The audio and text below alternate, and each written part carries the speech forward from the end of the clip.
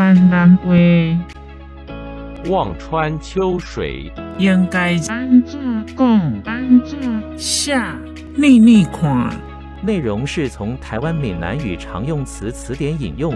示意望穿秋水，眼巴巴，形容焦急、渴望而直视前方的样子。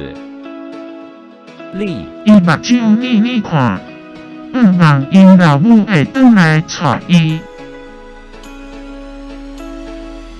他眼巴巴地望着，希望他的母亲会回来带他。请支持我，点击 subscribe， 然后再单击小铃铛，也不要忘了转发给您的朋友圈。